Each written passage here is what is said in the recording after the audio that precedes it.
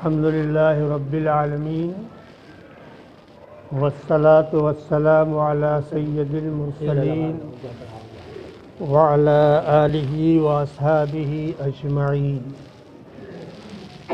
أما بعد، أعوذ بالله من الشيطان الرجيم. بسم الله الرحمن الرحيم. قال النبي صلى الله عليه وسلم: احب البلاد الى اللہ مساجدها وابغض البلاد الى اللہ اسواقها، او کما قال رسول اللہ صلی اللہ علیہ وسلم. حضرات گرامی، محترم بزرگوں اور دوستوں اور عزیز ساتھیوں، اللہ کے نبی صلی اللہ تعالی علیہ وسلم نے مساجد کے سلسلے میں جو ہدایات اور ارشادات بیان فرمائے وہ ہر مسلمان جانتا ہے کہ دنیا کی تمام چیزوں سے زیادہ عظیم الشان بابرکت جگہ وہ اللہ رب العالمین کا گھر ہوتا ہے. اسی لیے قرآن نے فرمایا کہ انما یعمر مساجد اللہ من آمن باللہ والیوم الآخر. اللہ کی مسجدوں کی عمارت اور اس کو آباد کرنے والے وہ لوگ ہوتے ہیں جو اللہ پر ایمان رکھتے ہیں. من آمن باللہ، جو اللہ پر ایمان رکھتے ہیں، اور اسی طریقے سے نماز کا قیام، نماز قائم کرتے ہیں، زکوٰۃ ادا کرتے ہیں. ولم یخش الا اللہ، اور اللہ کے علاوہ کسی سے ڈرتے نہیں. یہ اہل ایمان کا خاصہ ہے کہ مسجد کی تعمیر اور توسیع، مسجد کو آباد رکھنا، نماز کے ذریعے سے، تلاوت قرآن کے ذریعے سے، ذکر و اذکار کے ذریعے سے یہ مومن کرتا ہے، غیر مسلم نہیں کرے گا. اسی لیے دنیا کی تمام جگہوں سے اللہ کے نبی صلی اللہ علیہ وسلم نے ارشاد فرمایا کہ احب البلاد الی اللہ مساجدها، کہ شہروں میں سب سے اور بستیوں میں سب سے محبوب چیز جو اللہ کے نزدیک ہے وہ اس کی عبادت گاہ ہے، مسجد ہے. اور سب سے مبغوض چیز، سب سے قابل نفرت چیز اگر کوئی ہے تو وہ بازار اور منڈیاں ہیں، جہاں آدمی اپنی ضروریات کے لیے جاتا ہے، اپنی ضرورت کی چیزیں خریدتا ہے، کیونکہ وہاں جانے کے بعد شیطانی اثرات اور پھر اللہ کی عبادت سے غفلت، اللہ کی سے دوری پیدا ہو جاتی ہے. اس لیے اللہ کے نبی صلی اللہ علیہ وسلم نے فرمایا کہ دنیا کی سب سے مبغوض چیز اگر کوئی ہو سکتی ہے تو وہ مارکیٹ، بازار اور منڈیاں ہیں. اور سب سے عظیم الشان چیز یہ اللہ کا عبادت خانہ اور اللہ کی مسجد ہے کہ جہاں پر آنے سے، بیٹھنے سے، عبادت کرنے سے سکون قلبی نصیب ہوتا ہے، اللہ کی رحمت متوجہ ہوتی ہے اور آدمی اپنا اطمینان قلب بھی حاصل کرتا ہے. مسجد، اس کی رکھوالی کرنا، اس کی حفاظت کرنا، اس کے اخراجات کو مکمل کرنا، یہ بھی اہل ایمان کی ضروریات اور اہل ایمان کے اوپر واجب ہے. اگر ہم نے اس کی ضروریات پوری نہیں کی، جیسے اپنے مکانوں کی ضروریات ہوتی ہیں، ویسے ہی عبادت خانے کی بھی ضروریات ہوتی ہیں. اپنے گھروں کی آدمی مرمت کراتا ہے اور اپنے گھروں میں جو ٹیکس ہوتے ہیں، بجلی ٹیکس، مکان ٹیکس، بہت ساری چیزیں وہ آدمی ادا کرتا ہے. تو ایسے ہی دنیا میں جو مسجدیں بھی ہوتی ہیں، سرکاری اخراجات کا نفاذ ان پر بھی ہوتا ہے. بجلی ٹیکس، پانی ٹیکس، مکان ٹیکس، ان تمام ضروریات کا پورا کرنا بھی اہل ایمان کے اوپر واجب ہے، ضروری ہے۔ یہ نہیں کہ ہاں اس کو ایسے ہی چھوڑ دیا جائے گا تو مسجد جو ہے ویرانی کی طرف بڑھتی چلی جائے گی۔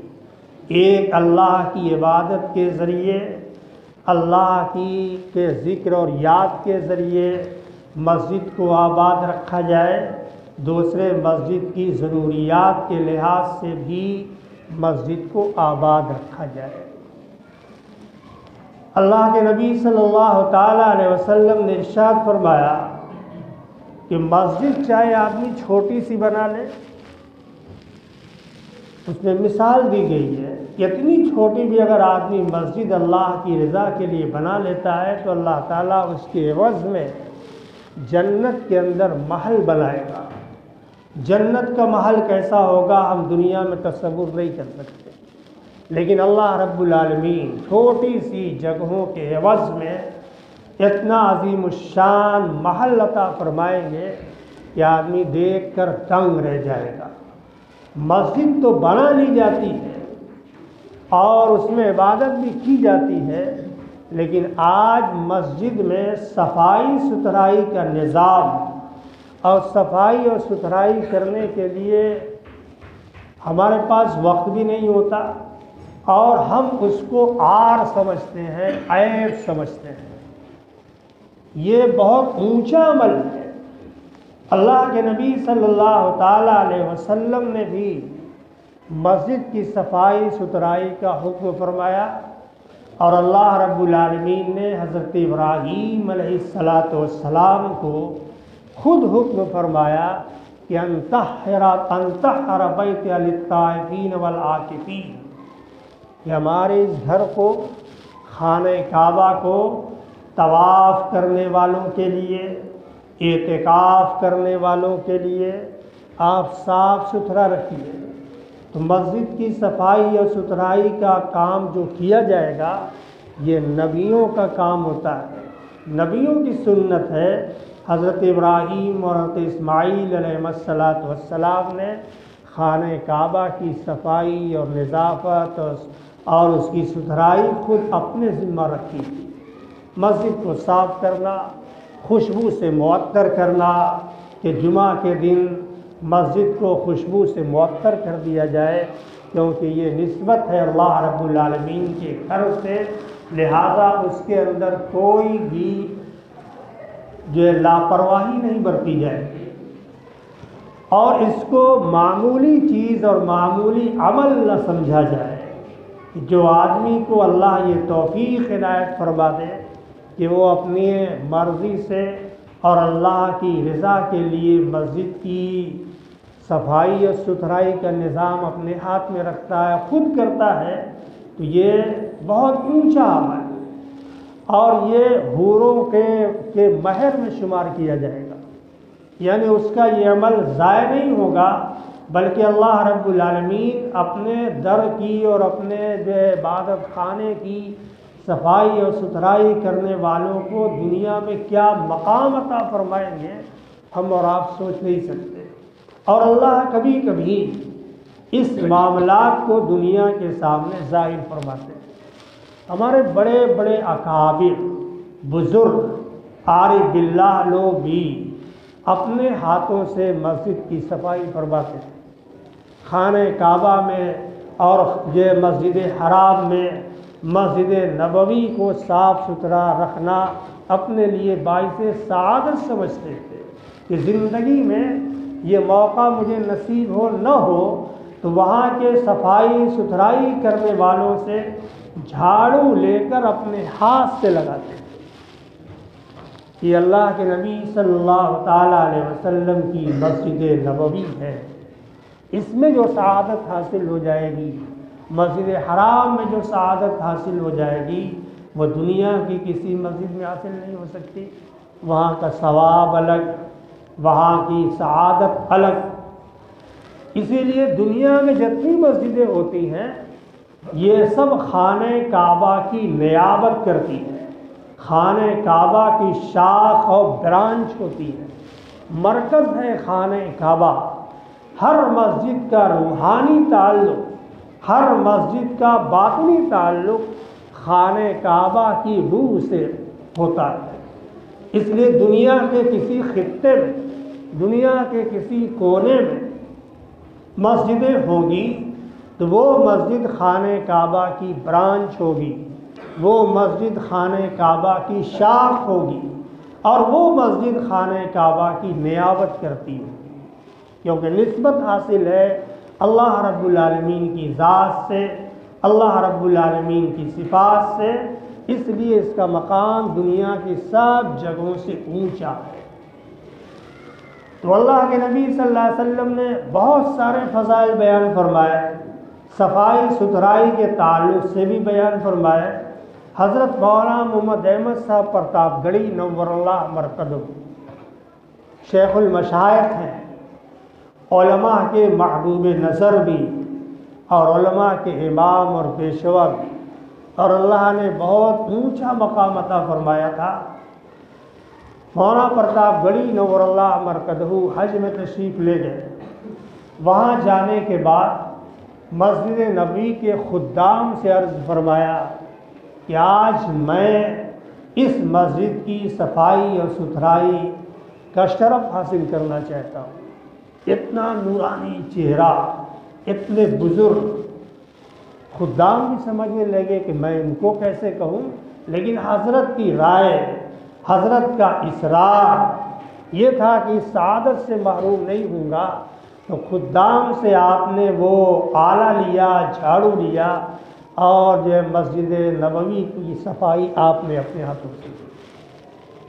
فضیلت حاصل کرنے کے لیے اس سے آدمی چھوٹا تھوڑا ہو جائے، اللہ کی نظر میں اس کا مقام اونچا ہو جائے، اور آج ہم اس کو چھوٹا سمجھتے ہیں۔ مسجد کی صفائی ستھرائی کے لیے، اس عمل کو انجام دینے کے لیے ہمارا نفس آمادہ نہیں ہوتا کہ یہ معمولی عمل ہے، اس سے ہماری عزت کیا ہوگی، اللہ کے درباری بن جاؤ گے، اللہ رب العالمین کے قریبی بن جاؤ گے صرف اس کے گھر کی صفائی ستھرائی کرنے کے لحاظ سے۔ حضرت سید احمد شہید رحمۃ اللہ علیہ بہت صاحب نسبت بزرگ، جن کے شاگرد ہیں مولانا اسماعیل شہید رحمۃ اللہ علیہ، سید احمد شہید رحمۃ اللہ علیہ شاہ عبد العزیز محدث دہلوی رحمۃ اللہ علیہ کے یہاں تعلیم حاصل فرماتے تھے اور ابتدائی کتابیں پڑھتے تھے۔ تو اس زمانے میں، اور آج بھی وہ کتاب پڑھائی جاتی ہے جس کو قافیہ کہا جاتا ہے، جو بہت ہی گرامر کی ٹپ کتاب مانی جاتی ہے۔ تو سید احمد شہید رحمۃ اللہ علیہ وہ اسباق یاد کرنے کے لیے دلی کے باہر نکل گئے تاکہ سناٹی جگہ میں بیٹھ کر اپنے اسباق کو یاد کروں گا جو ہمارے شیخ نے اور ہمارے استاذ گرامی نے مجھ کو دیا ہے۔ سید احمد شہید رحمۃ اللہ علیہ ایک مسجد میں گھس گئے کہ چلیں اس میں یاد کروں گا، تو وہ مسجد غلاظتوں سے، پتجھڑ سے، پتیوں سے، پتوں سے بالکل بدبودار تھی۔ سید احمد شہید رحمۃ اللہ علیہ کیا سبق یاد کرتے؟ آپ نے کہا کہ پہلے اس کی صفائی کرو، صفائی کرنے کے بعد تب اپنے اسباق کو یاد کروں گا۔ سید احمد شہید رحمۃ اللہ علیہ اس مسجد کو صاف کرنے لگے۔ صاف کرتے کرتے اتنا گندا تھا کہ شام ہو، آپ اپنے اسباق یاد نہیں کر سکے۔ شاہ عبد العزیز محدث دہلوی رحمۃ اللہ علیہ کے سامنے تشریف لائے، کتاب کھولی، ساری کتاب سادی سادہ ورق، سفید کاغذ، سب حروف غائب۔ فرمایا حضرت اس میں حروف ہی نہیں ہے، اور یہی کتاب میں لے کر کے گیا تھا پڑھنے کے لیے، سارے حروف اس میں موجود تھے۔ شاہ صاحب سمجھ گئے، وہ بھی عارف باللہ، محدث بھی، مفسر بھی، فقیہ بھی۔ شاہ عبد العزیز محدث دہلوی رحمۃ اللہ علیہ نے فرمایا کہ آج تم نے کام کون سا کیا؟ کہا حضرت یاد کرنے گیا تھا، فلاں مسجد کو میں نے گندا دیکھا، کہ وہیں بیٹھ کر سبق یاد کروں گا تو اس کی صفائی ستھرائی کرنے لگا، اور پھر مجھے وقت ہی نہیں ملا، اس لیے میں آپ کی خدمت میں آ گیا تو دیکھتا ہوں تو کتاب بالکل کوری ہے، اس میں کوئی حروف ہی نہیں ہے، بالکل کاغذ۔ تو حضرت نے فرمایا کہ یہ تمہارا کام ہو گیا، اب تمہیں پڑھنے کی ضرورت نہیں ہے۔ کہا حضرت مطلب؟ کہا اللہ رب العالمین نے آپ کو منتخب فرما دیا، اپنے عبادت خانے کی خدمت کا یہ صلہ تم کو دینا چاہتے ہیں کہ اللہ نے تمہاری خدمت کو قبول فرما لیا اور تمہیں علم لدنی عطا فرمائے، اب تمہیں کسی استاذ کے سامنے پڑھنے کی ضرورت نہیں ہے۔ اور وہی ہوا، اللہ رب العالمین نے حضرت سید احمد شہید رحمۃ اللہ علیہ کو علم لدنی کی نعمت سے مالا مال فرمایا۔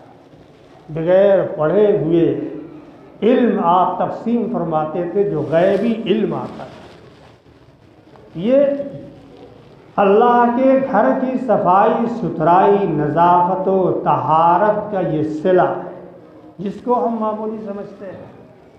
تو اللہ رب العالمین کس عمل کی وجہ سے انسان کو عرش سے، یہ فرش سے عرش تک پہنچا سکتا ہے، ہم اور آپ نہیں جانتے۔ اللہ کے نبی صلی اللہ علیہ وسلم اس کی بہت قدر فرماتے تھے، اس کی بہت تعریف بیان فرماتے تھے، اور صحابہ کرام کو بھی ترغیب دیتے تھے۔ اس زمانے کے حکمران خلفائے راشدین حضرت عمر بن خطاب رضی اللہ تعالیٰ عنہ مسجد قباء تشریف لے جاتے تھے اور مسجد قباء کی صفائی ستھرائی اپنے ہاتھوں سے کرتے تھے۔ جہاں کے بڑے بڑے گورنر جنرل حضرت عمر بن خطاب رضی اللہ تعالیٰ عنہ کی تاب نہیں لا سکتے تھے، اتنے عظیم الشان خلیفہ، اتنی شان والے خلیفہ، لیکن اپنے ہاتھوں سے اللہ کے گھر کی صفائی ستھرائی باعث فخر سمجھتے تھے۔ اللہ کے نبی صلی اللہ علیہ وسلم کے زمانے میں ایک عورت تھی جو مسجد کی صفائی ستھرائی کرتی تھی، اسی لیے ہمارے ذہن میں کبھی کبھی یہ بات آتی ہے کہ ہمارے گھر کی عورتیں جو مسجد کی صفائی ستھرائی سے یا مسجد کی فضیلت سے محروم رہتی ہیں، اگر انہیں مہینے میں 15 دن میں یہ اعلان کر کے کہ مسجد کی صفائی ستھرائی یہ عورتیں کریں گی تاکہ ان کو بھی یہ فضیلت حاصل ہو جائے اور ان کی حفاظت کا بندوبست کر دیا جائے، تو یہ کوئی عیب نہیں ہوگا کہ وہ بھی اللہ کے گھر کی یہ فضیلت حاصل کر لیں، انہیں بھی یہ سعادت حاصل ہو جائے۔ جیسا عہد نبوی میں وہ عورت مسجد نبوی کی صفائی فرماتی تھیں، ان کا انتقال ہو گیا، اللہ کے نبی صلی اللہ علیہ وسلم کو خبر نہیں کی گئی، لوگوں نے دفن کر دیا۔ 2-3 روز کے بعد اللہ کے نبی صلی اللہ علیہ وسلم نے پوچھا کہ وہ عورت جس کو ام محجن کہا جاتا ہے وہ تشریف نہیں لائی، دکھائی نہیں دیتی۔ تو صحابہ کرام نے فرمایا کہ اللہ کے نبی ان کا فلاں دن انتقال ہو گیا، ان کی تدفین کر دی گئی۔ تو اللہ کے نبی نے پوچھا کہ ہم کو نہیں بتایا، آج معلوم ہوتا، چلو ان کی قبر کہاں ہے؟ تو اللہ کے نبی صلی اللہ علیہ وسلم صحابہ کرام کے ساتھ اس عورت کی قبر پر تشریف لے گئے اور آپ نے ان کے لیے دعائے مغفرت فرمائی۔ نبی علیہ السلام جس کے لیے دعا فرما دیں اس کا پوچھنا کیا ہے؟ جس کی نماز جنازہ پڑھا دیں مغفور لہم ہو جائے گا، بخش دیا جائے گا۔ یہ سند ہے اللہ رب العالمین کہ نبی علیہ السلام نے اگر کسی کے لیے دعائے مغفرت کر دی اس کی مغفرت ہو جائے، کسی کی نماز جنازہ پڑھا دی مسلمان کی تو اس کی مغفرت ہو جائے گی، کافر کی اور جو ہے منافق کی نہیں، اہل ایمان۔ تو اللہ کے نبی صلی اللہ علیہ وسلم محض اس نسبت سے کہ وہ مسجد نبوی کی خادمہ تھیں، مسجد نبوی کی خدمت کرنے والی تھیں، اور ان کی لا علمی میں ایسا عمل ہو گیا تو اللہ کے نبی صلی اللہ علیہ وسلم ان کی قبر پر تشریف لے گئے اور آپ نے صحابہ کرام کے ساتھ دعائے مغفرت فرمائی۔ کتنا اونچا عمل ہے! نسبت اللہ رب العالمین کے در سے اور اللہ رب العالمین کے گھر سے، تو اس نسبت کا فیضان دنیا کے اندر ہی ہوتا ہے، تو اس میں بھی ہونا چاہیے۔ تو مسجد کے اخراجات میں بھی، جیسے یہاں بھی مسجدیں ہیں، یہ بھی مسجد ہے، یہاں کے بھی اخراجات الگ ہوں گے، تو ہر مسجد کے اخراجات ہوتے ہیں۔ کبھی کچھ آمدنی ہوتی ہے، اس سے اخراجات پورے ہو جاتے ہیں۔ گرمی کا زمانہ آتا ہے تو ہر گھر میں اخراجات بجلی کا بڑھ جاتا ہے، پانی کا بڑھ جاتا ہے، اور جاڑے میں بجلی کا استعمال کم ہوتا ہے، پنکھوں کا، کولر کا، اے سی کا استعمال گرمیوں میں زیادہ ہوتا ہے، اخراجات بڑھ جاتے ہیں۔ تو اس اخراجات کا پورا کرنا کس کی ذمہ ہوگا؟ ہمارے ذمہ ہوگا۔ اللہ کے گھر کے اس کی حفاظت، اللہ کے گھر کی ضروریات کا پورا کرنا اہل ایمان کا خاصہ ہے اور اہل ایمان کے اوپر واجب ہے۔ اس لیے اللہ کے نبی صلی اللہ علیہ وسلم ضرورت کے تحت بھی مسجد نبوی کے اندر چندہ فرماتے تھے، مسجد نبوی کے اندر اعلان فرماتے تھے کہ کون اس ضرورت کو پورا کر سکتا ہے۔ زمین خریدنے کی بات آتی تھی تو اللہ کے نبی منبر اقدس سے اعلان فرماتے تھے۔ عثمان بن عفان رضی اللہ تعالیٰ عنہ اعلان فرماتے تھے میں خرید دوں گا، مسجد کے اندر شامل کر دوں گا۔ اس لیے عندت ضرورت، اگر ضرورتیں واقعتاً آ جاتی ہیں، اور جیسے جمعہ اور عیدین میں آدمی جو ہے چندہ کر لیتا ہے، یہ بھی اس زمانے کی سنت ہے کہ جمعہ اور عیدین میں آدمی جو ہے کپڑا لے کر کے اور لوگوں سے چندہ لے لیتا ہے، یہ کوئی ناجائز نہیں ہے، اس سے ضروریات مسجد کی پوری کی جاتی ہے۔ تو ہماری بھی رائے یہ ہے کہ اگر آپ کے یہاں بھی اس کی ضرورت ہو اور ضرورت ہوتی ہے اور آپ کے بجٹ کام نہ کرتے ہوں، اس مسجد پر بھی یہاں بھی جمعہ میں یہ کام کر دیا جائے، اور ہر آدمی خوشی خوشی اور خوش دلی کے ساتھ اللہ کے حضور میں جو صدق دیا جائے گا وہ صدقہ جاریہ ہوگا۔ آدمی چائے پیتا ہے، پان کھاتا ہے، بیڑی سگریٹ کا استعمال کرتا ہے، اور اس میں کتنے پیسے لگ جاتے ہیں، اور ایک ہفتہ میں ایک دن صرف اللہ کے حضور میں اور اللہ کی مسجد کی ضروریات کے لیے اپنی ایک چائے قربان کر دیں، ایک پان قربان کر دیں، تو 5-10 روپیہ دینا یہ ہمارے لیے کوئی بڑی بات نہیں ہے، لیکن شیطان دینے نہیں دے گا۔ جی آپ یاد رکھیے گا، ایک پیسہ بھی اگر آپ اللہ کی راہ میں خرچ کرنا چاہیں گے تو شیطان منع کرے گا، تمہارا 1 روپیہ کم ہو جائے گا۔ سمجھ لیں، 5 روپیہ آپ خرچ کریں گے تمہاری ایک چائے ختم ہو جائے گی، 1 روپیہ دے دو 4 روپیہ بچ جائے گا۔ یہ شیطان کے وسوسے ہوتے ہیں، جہاں یہ وسوسہ پیدا ہو اس سے دونا دے، شیطان کنارے ہو جائے گا کہ اس کو یہ چنگل میں لینا ہمارے بس کی بات نہیں۔ جہاں وسوسہ ڈالتا ہوں 2 پیسے کا 4 پیسہ دے دیتا، اب یہ خدشہ آپ کے دل سے نکل جائے گا۔ ایک چائے اور ایک پان کا پیسہ خوش دلی کے ساتھ اگر ہم ایک ہفتہ میں مسجد میں ادا کر دیں تو یہ بہت بڑی نعمت ہو جائے گی، صدقہ جاریہ ہو جائے گا۔ مسجد کی تعمیر میں یہ بھی آئے گا، مسجد کی آبادی میں یہ چیز بھی ہمارا چندہ بھی آئے گا، اور قیامت کے دن اس کا بھی ثواب دیا جائے گا، کیونکہ اللہ دیکھ رہے ہیں۔ اور بادل نخواستہ، پہلے 58 54 چلتی تھی تو آدمی پیسہ نکالتا تھا تو اس میں 54 دیکھتا، 54 ڈالتا، 58 نہ جائے۔ یہ شیطانی چیزیں ہوتی ہیں۔ خوش دلی کے ساتھ 2 روپیہ 5 روپیہ 10 روپیہ جس کی جتنی حیثیت ہو اپنی حیثیت کے مطابق مسجد میں ہر جمعہ کو ادا کر دیا کرے، تو انشاءاللہ الرحمن صدقہ جاریہ بھی ہوگا، اور مسجد کی تعمیر کا اسے ثواب بھی ملے گا، مسجد کی آبادی کا بھی ثواب ملے گا، اور اللہ رب العالمین اس کے عوض میں اس کی دنیا بھی آباد رکھیں گے، اور آخرت میں بھی اللہ نعمتوں سے مالا مال فرمائیں گے۔ تو اس لیے آج سے اس کام کو شروع کر دیا جائے کہ نماز جمعہ کے بعد آدمی کھڑے ہو کر کے اور تمام صفوں سے پیسہ وصول لیں تاکہ یہاں کی بھی جو ضرورتیں ہیں وہ اس کے ذریعے سے پوری ہو جائے۔ یہ آسان عمل ہے اور سنت بھی ہے صحابہ کرام کی، اور اللہ کے نبی صلی اللہ علیہ وسلم کے زمانے میں بھی یہ کام کیا جاتا تھا۔ اللہ ہم سب کو عمل کی توفیق عطا فرمائے۔ وآخر دعوانا ان الحمد للہ رب العالمین۔